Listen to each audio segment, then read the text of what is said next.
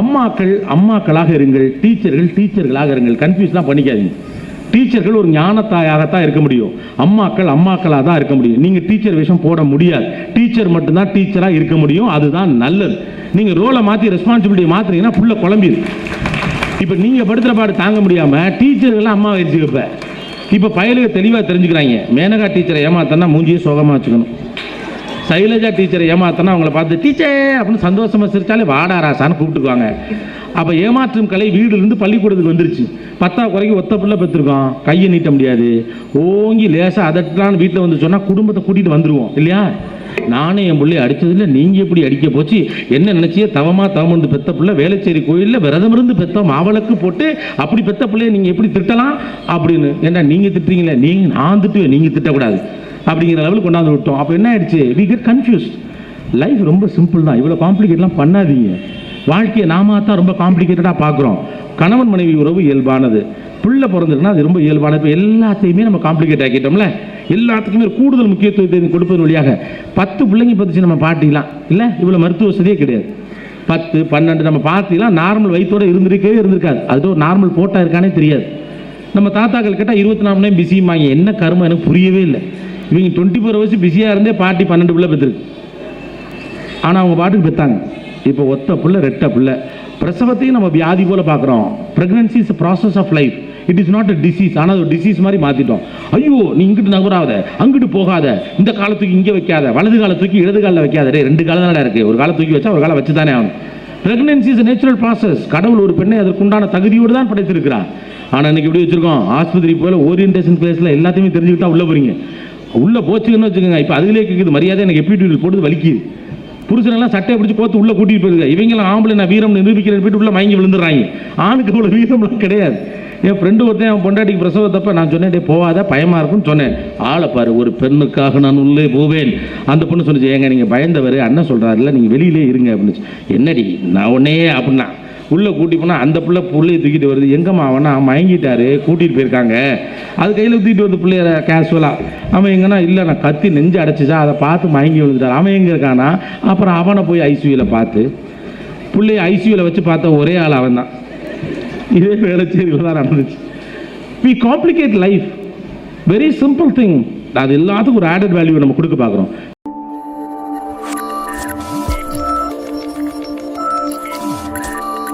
நமக்கு 2 தான், நல்லா படிக்கிற பிள்ளை, சொல் பேச்சு கேட்குற பிள்ளை. கேள்வி தான் ரொம்ப முக்கியமானது, பதில் அல்ல. பதில் எல்லாத்துக்கும் ஒன்று தான். எத்தனை ப்ராபபிலிட்டி ஆஃப் கொஸ்டின் அவர்கிட்ட கிரியேட் பண்ணுறானோ அவன் தான் படித்தவன். நிலா அப்படிங்கிறதுக்கு 1008 கேள்வி இருக்குது. உங்கள்ட்ட எத்தனை கேள்வி இருக்குன்னு சொல்லி பாருங்க. உங்கள்ட்ட முதல்ல எத்தனை பதில் இருக்குது? பதிலே கிடையாது. நம்மகிட்ட ஒரு 4 பதில் வச்சிருப்பீங்க, அவ்வளோதான். எல்லாத்துக்கும் பதில் ஒன்று தான், ஆனால் கேள்விகள் தான் நிறையா. கேள்விகளை அதிகம் கேட்க தெரிகிற பிள்ளை தான் சொந்தமாக சிந்திக்கிறது. ப்ராபபிலிட்டி ஆஃப் ஆன்சர்ஸை பற்றி அவன் யோசிக்கிறான். நிலா அது எவ்வளோ தூரத்தில் இருக்குது, அது ஏன் மஞ்சள் கலரில் இருக்குது, அங்கே பாட்டி வர சொல்கிறதா சொல்கிறாங்களா, அது உண்மைதானா, நிலாவில் தண்ணி இருக்குதா இல்லையா, நிலாவுக்கு முதல்ல ஆள் அனுப்புனது யார், அவன் எதில் போனான், அந்த ராக்கெட் எதில் செஞ்சாங்க, ராக்கெட் எதில் ஓடும், எத்தனை கேள்வி இருக்கு பாருங்க நிலாங்கிற ஒரு பதிலுக்கு. அப்போ ப்ராபபிலிட்டி ஆஃப் கொஸ்டினை கேட்குற பிள்ளை தான் நீங்கள் சொல்லக்கூடிய சொல் பேச்சு கேட்காத பிள்ளை. சொல் பேச்சு கேட்காத பிள்ளை கேள்வி கேட்பான்.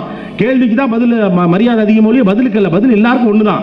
நீங்களும் பதில் ஒன்று தான் எழுதணும், நானும் பதில் ஒன்று தான் எழுதணும். ஆனால் கேள்வி 100 விதமாக கேட்க முடியும். அப்போ 100 விதமான கேள்விகளை எழுப்புகிற பிள்ளைய நீங்கள் உடனே அடங்காப்படாரினோ அல்லது அதிகமாக பேசுகிறானோ, வயசுக்கு மீறி பேசுகிறானோ சொல்வது எந்த வகையில் நியாயம் இல்லை. வயசுக்கு மீறி பேசுனீங்க ஒன்று கிடையவே கிடையாது. நாம் ஒரு பிள்ளைக்கு எந்த விதமான முக்கியத்துவத்தை கொடுக்க வேண்டும் என்பதை நம்முடைய வீடுகள் தான் தீர்மானிக்கிறோம். நம்முடைய வீடுகள் இப்படி தீர்மானிக்கிறதே இல்லை. வீடுகள் பல தவறான நேரங்களில் பிள்ளைகளை பக்கத்தில் உட்கார வச்சிருக்கு, பல முக்கியமான நேரத்தில் பிள்ளைகளை தூரத்தில் உட்கார வச்சிருக்கு. அம்மாவுக்கு அப்பாவுக்கு இடையில சண்டை நடக்குதுன்னா அப்போ இருக்கக்கூடிய கோபத்தில் பிள்ளை அங்கே இருக்குங்கிற கோபத்தெல்லாம் இருக்காது. அவனை வெளியில் அனுப்பிட்டு நம்ம 1 2 3 சொல்லி அடிச்சுக்கோம்னு என்னைக்காவது அடிச்சுட்டு இருக்கீங்களா என்ன? அவன் உள்ள இருக்கிற அவன் குடும்பத்தை நீங்களும் இவங்க குடும்பத்தை நீங்களும், உங்கள் அக்காக்காரி ஒரு கொள்ளக்காரி வந்தாலே கொண்டுகிட்டு போயிடுறா அப்படின்னு அவங்க ஆரம்பிச்சு, உங்கள் அண்ணன் ஒரு திருட்டு பையன் வந்தாலே கொண்டுகிட்டு போயிடறான், நீங்கள் யார், அவன் சித்தப்பையன் வத்த. அப்போல்லாம் அந்த பிள்ளை அங்கே தான் இருக்கும். என்ன ஆகுமோன்னு தெரியாது. முன்னாலே ஒரு 4-5 பிள்ளைங்க இருந்துச்சு. அப்போ ஓகே, அதெல்லாம் எதாவது பேசிங்க, இதுகளுக்கு வேறு வேலையில விளையாட்டாக கூட போயிடுங்க. இப்போ அந்த ஒத்த பிள்ளை பயந்து போய் உட்காந்துருக்கா, அதுக்கப்புறம் நீங்கள் 2 பேரும் பேச மாட்டீங்க. நீங்கள் புருஷன் முன்னாடி உங்களுக்குள்ள தாம்பத்தியம் இருக்குது, அதுக்கப்புறம் நீங்கள் சமாதானமாக இருவீங்களா, பிள்ளைக்கு தெரியாது. ரைட்டு தானே?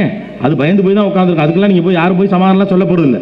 கட் பண்ணால் ஒரு வாரம் கழிச்சு அந்த வீட்டில் இருக்கக்கூடிய அக்காவுக்கோ அல்லது அந்த வீட்டில் ஏதோ ஒரு ஃபங்க்ஷன் நடக்குது, பெரியவங்களாம் பேச வந்திருக்காங்கன்னா அங்கே 4 பேர் பெருசுங்க உட்காந்து பேசிட்டு இருக்கலாம். நம்ம பையன் உட்காந்துருந்தானா பெரியவங்க உட்காந்து பேசிட்டு இருக்கல, உனக்கு என்ன வேலைன்னு கேட்பான். எது பெரியவங்க உட்காந்து என்ன வேலையா இருந்தால் உங்களுக்கு என்ன? என்றைக்கு ஒரு பிள்ளைக்கு அது புரியும் புரியாதுன்னு கவலைப்படாம வீட்டில் முக்கியமான விஷயம் நடக்கிற போது கூட நீங்க உட்கார வைக்கிறீங்களோ அன்னைக்கு அந்த பிள்ளை ஜெயிச்சிடும். he feel or she feel she is important.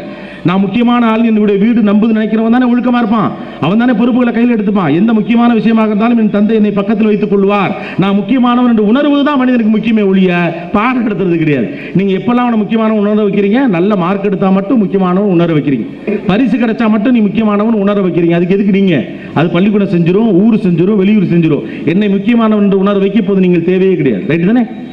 அதுக்கான ரெக்கக்னேஷன் எல்லாருக்கும் கிடைச்சிருச்சு இல்லையா? அப்ப நீங்க முக்கியமானவன் என்று எப்போது உணர வைக்கணும்? என் வீட்டில் முக்கியமான நடக்கிறப்ப நான் முன்னால் உட்கார வைப்பேன், அதெல்லாம் அவனுக்கு புரியாது, அதை பத்தி நீங்க கவலைப்பட வேண்டாம். புரியுது புரியல, ஆனால் நான் முக்கியமானவன்கள் புரியும். எவ்ரிபடி நீட் ரெக்கக்னேஷன் உண்டா இல்லையா? உங்களுக்கு இப்போ கூட ரெக்கக்னேஷன் தேவைப்படுதுல.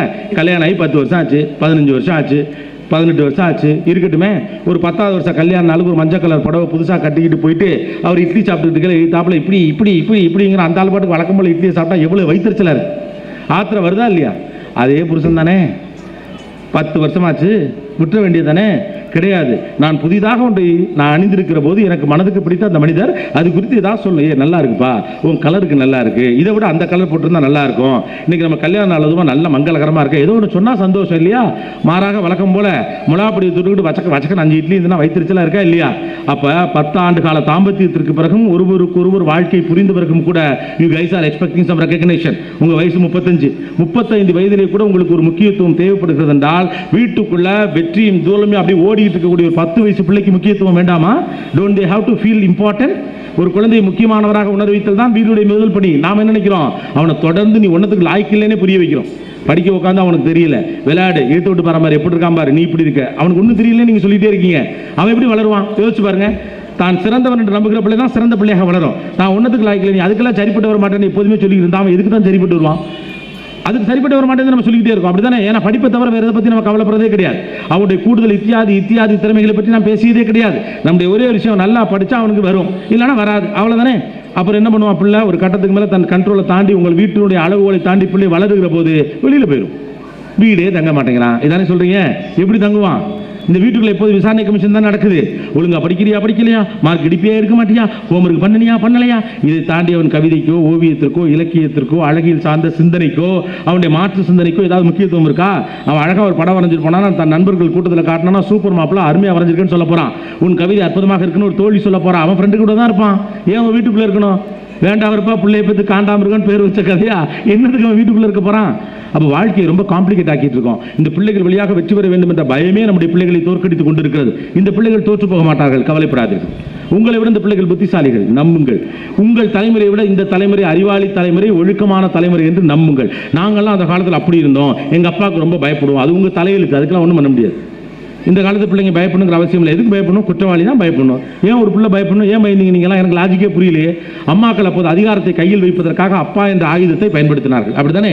நம்ம வீட்டில் எப்படி சொல்லி வளர்ப்பாங்க, ஞாபகம் இருக்கா இல்லையா? அப்பாவோட பைக் சத்தம் கேட்டுச்சு, ஓடி போயிருங்க எல்லாரும், அப்பா வராரு, டிவி ஆஃப் பண்ணுங்க, அப்பா வராரு, செருப்பு எடுத்து வைங்க, அப்பா வராரு, புத்தகத்தை எடுத்து படிங்க, அப்பா வராரு, வீட்டை ஒழுங்கா வச்சுக்கோங்க, அப்பா வராரு, அதுவும் அந்த மிருகம் வந்து கொண்டு இருக்கிறது, எல்லாரும் தாழ்வான பகுதியில் ஓடி ஒளிந்து கொள்ளுங்கள் அப்படின்னு அப்பா வச்சு பயமுறுத்துறாங்க. சூரிய வம்சம் படத்தில் வர சரத்குமார் மாதிரி பின்னாலே நின்றுட்டு இருப்பான். நானும் எங்கள் அப்பா முன்னாடி நின்று கூட பேச மாட்டேன், இவன் எழுத்து பேசுகிறான், அது உங்கள் தலையெழுத்து பாசு, நீ உங்கள் அப்பாட்ட பேசலை. 7 பிள்ளை இருந்தப்போ டெய்லி பேசிகிட்டு இருக்க முடியுமா சொல்லுங்கள்? ஆளுக்கு 1/2 மணி நேரம் பேசலாம், அந்த ஆள் எப்போ வேலைக்கு போவான்?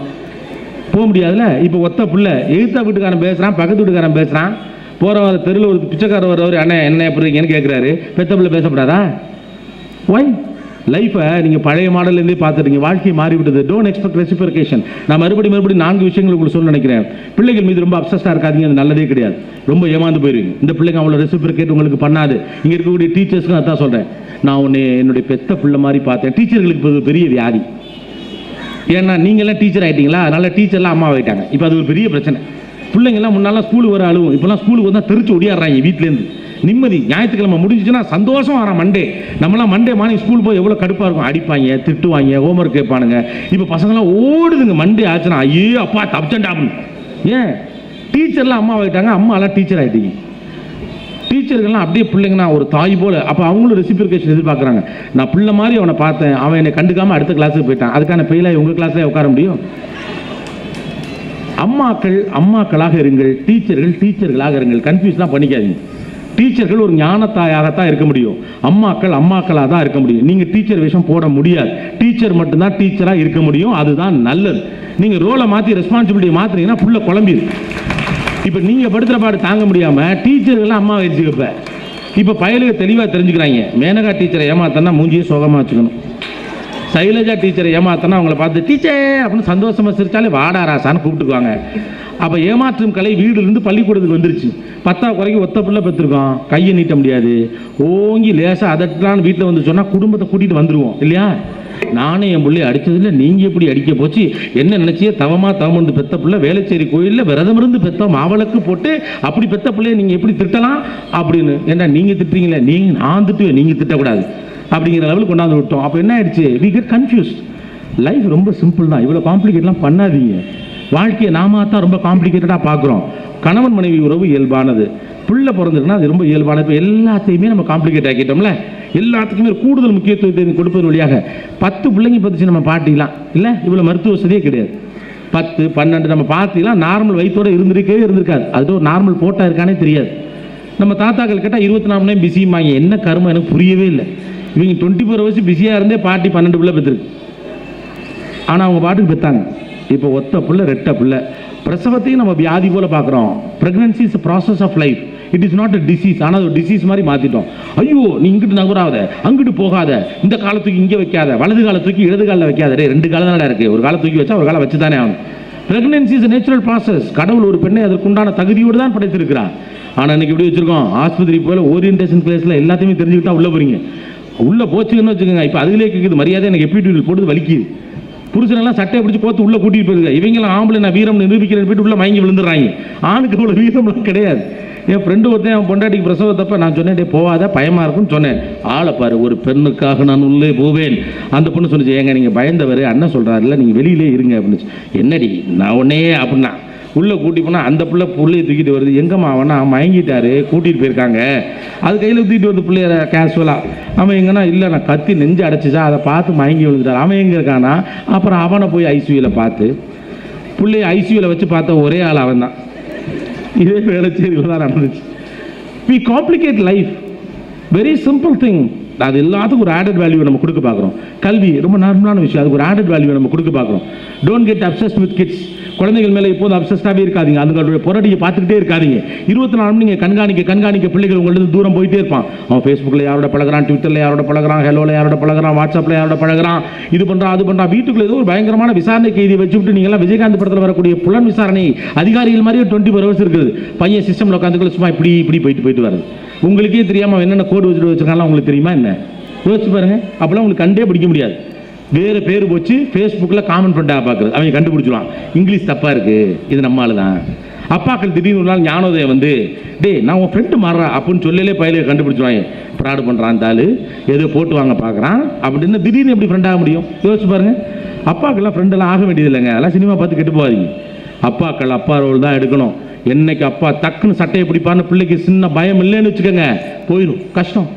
அதெல்லாம் ஒரு மாடர்ன் பேரண்டிங் நினச்சிட்டு நம்மளாலாம் பெருசாலாம் பண்ணிக்கலாம் வேண்டியது. அப்பாக்கள் மீது சிறு பயம் இருக்கணும், சின்ன பதட்டம் இருக்கணும். அப்போ தான் அந்த குடும்பம் நல்லா இருக்கும். இதில் ஒன்றும் தப்பு கிடையாது, ஒரு பழமை விஷயம்லாம் ஒன்றும் கிடையாது.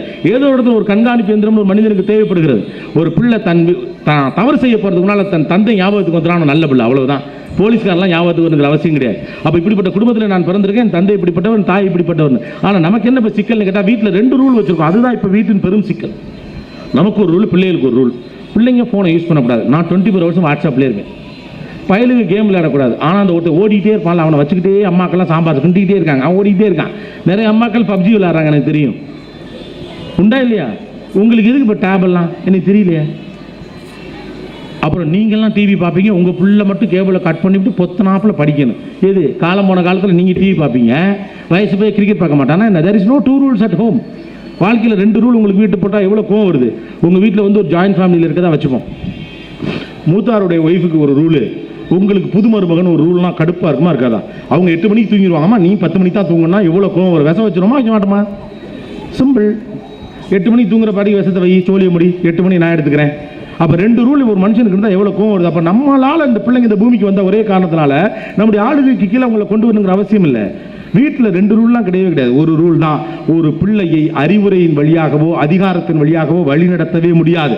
நீங்கள் ஒரு முன்னுதாரணமாக இருப்பதன் வழியாக மட்டும்தான் வழிநடத்த முடியும். உங்கள் பிள்ளை எப்படி இருக்க வேண்டும் என்று ஆசைப்படுகிறீர்களோ அப்படி நீங்கள் இருங்கள், அது போதுமானது. வேற எதுவுமே வேண்டியதில்லை. நான் எல்லாமே பண்ணிட்டே இருப்பேன், பையன் பேசல போனை நோண்டிக்கிட்டே இருப்பேன், ஆனால் புள்ள போனை தொடவே கூடாது. என்னது உங்களுக்கு என்ன தெரியும் இந்த போனை பற்றி? யோசிச்சு பாருங்க. ஒரு வீட்டில் காசு இருக்கிறதுக்காக ஃபோன் வாங்கியிருந்தா 1 லட்ச ரூபாய்க்கு ஃபோன் வாங்கி வச்சுக்கிறோம், 50,000 ஃபோன் வாங்கி வச்சுக்கிறோம். நிறைய 50,000 1 லட்சத்துக்கு ஸ்மார்ட் ஃபோன்லாம் வாங்கி வச்சிருக்கீங்களே, அந்த பச்சை சுச்சி சிவப்பு சுச்சியை தவிர ஏதாவது தெரியுமா உங்களுக்கு? உங்கள் பையன்கிட்ட கொடுத்து பாருங்க, கலட்டி கையில் கொடுத்துருவான் எல்லாத்தையும். அதில் அவ்வளோ அப்ளிகேஷன் இருக்குன்னு தெரியும். உங்கள் ஃபோனை எடுத்து உங்களுக்கே தெரியாமல் லொக்கேஷன் சர்வீசஸ் ஆன் பண்ணி அதோட கண்ட்ரோல் அம்மா ஃபோனுக்கு வச்சு நீங்கள் ஆஃபீஸுக்கு போனீங்களா இல்லையா, நீங்கள் போகிறத இங்கே உட்காந்து ட்ராக் பண்ணி பையனை காட்டிடுவான். அம்மா அப்பா திருமண டீக்கெல்லாம் நிற்கிறாரு, இந்த ஆஃபீஸ்க்கே போல பாரு, இந்த இருக்குன்னு லொக்கேஷன் சர்வீஸில் காட்டிடுவான். அவ்வளோ டெக்னாலஜி அவனுக்கு தெரியும்.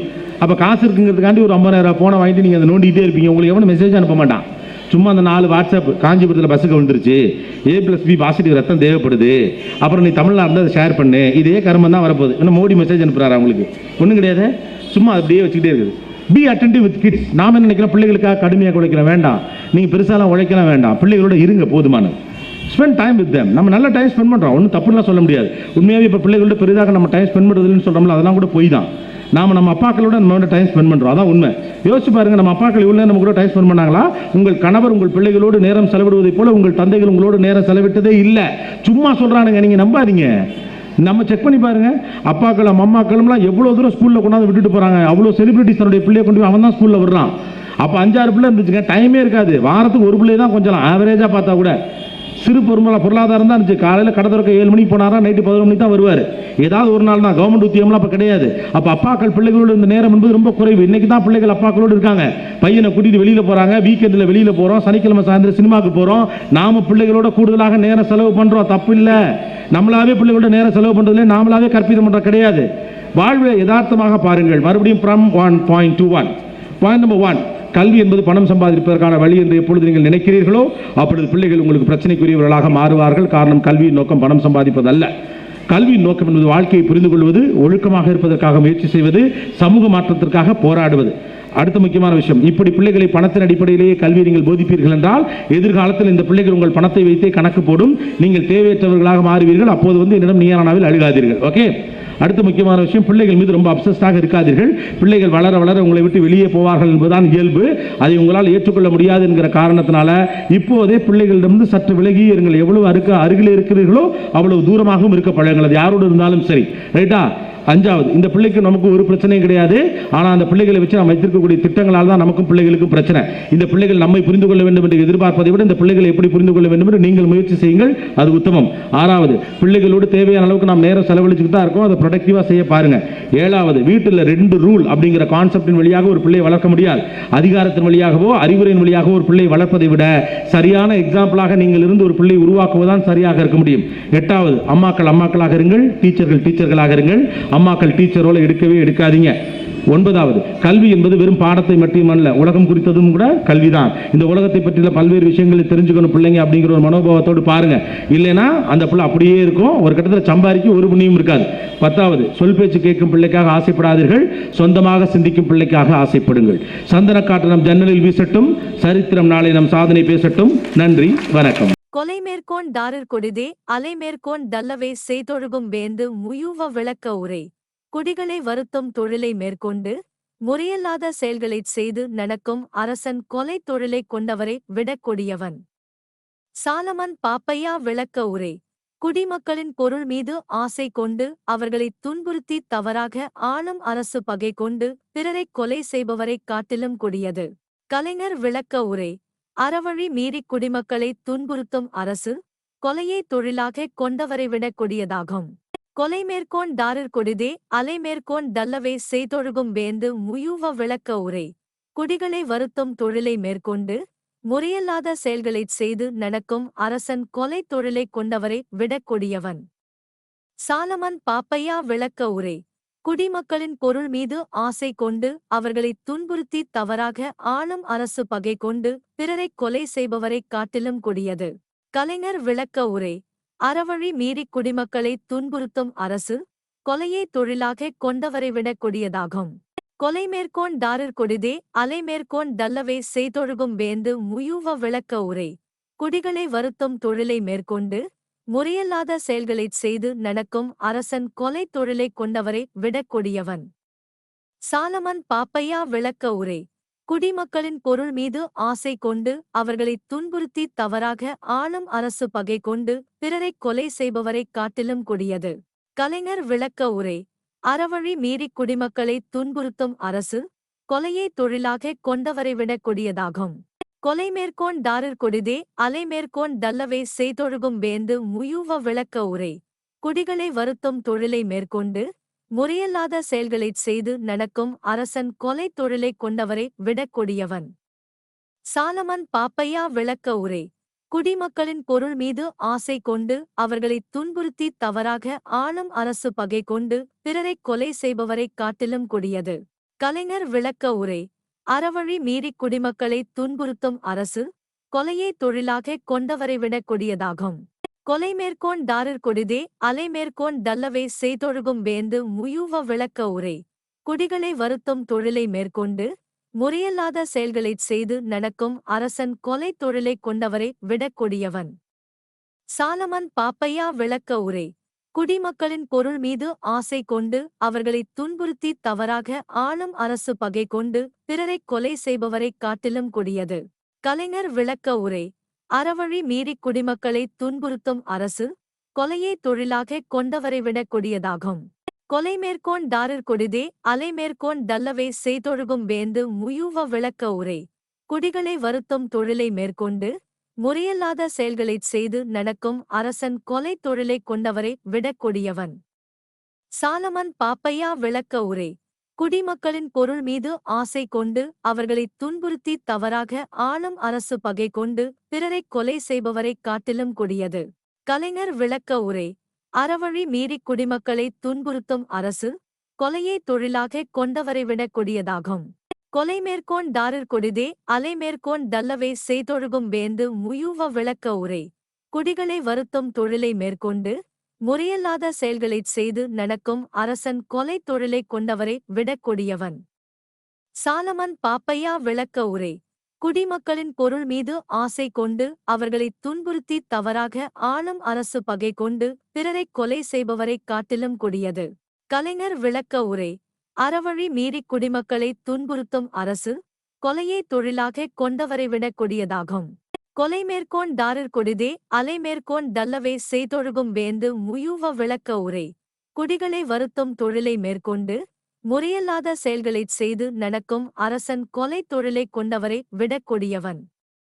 சாலமன் பாப்பையா விளக்க உரை குடிமக்களின் பொருள் மீது ஆசை கொண்டு அவர்களைத் துன்புறுத்தி தவறாக ஆளும் அரசு பகை கொண்டு பிறரைக் கொலை செய்பவரைக் காட்டிலும் கொடியது. கலைஞர் விளக்க உரை அறவழி மீறிக் குடிமக்களைத் துன்புறுத்தும் அரசு கொலையை தொழிலாகக் கொண்டவரை விடக் கொடியதாகும். கொலை மேற்கோன் டாரர் கொடிதே அலை மேற்கோன் டல்லவே செய்தொழுகும் வேந்து முயூவ விளக்க உரை குடிகளை வருத்தும் தொழிலை மேற்கொண்டு முறையல்லாத செயல்களைச் செய்து நடக்கும் அரசன் கொலை தொழிலைக் கொண்டவரை விடக் கொடியவன். சாலமன் பாப்பையா விளக்க உரை குடிமக்களின் பொருள் மீது ஆசை கொண்டு அவர்களைத் துன்புறுத்தி தவறாக ஆளும் அரசு பகை கொண்டு பிறரைக் கொலை செய்பவரைக் காட்டிலும் கொடியது. கலைஞர் விளக்க உரை அறவழி மீறிக் குடிமக்களைத் துன்புறுத்தும் அரசு கொலையை தொழிலாகக் கொண்டவரை விடக் கொடியதாகும். கொலை மேற்கோன் டாரர் கொடிதே அலை மேற்கோன் டல்லவே செய்தொழுகும் வேந்து முயூவ விளக்க உரை குடிகளை வருத்தும் தொழிலை மேற்கொண்டு முறையல்லாத செயல்களைச் செய்து நடக்கும் அரசன் கொலை தொழிலைக் கொண்டவரை விடக் கொடியவன். சாலமன் பாப்பையா விளக்க உரை குடிமக்களின் பொருள் மீது ஆசை கொண்டு அவர்களைத் துன்புறுத்தி தவறாக ஆளும் அரசு பகை கொண்டு பிறரைக் கொலை செய்பவரைக் காட்டிலும் கொடியது.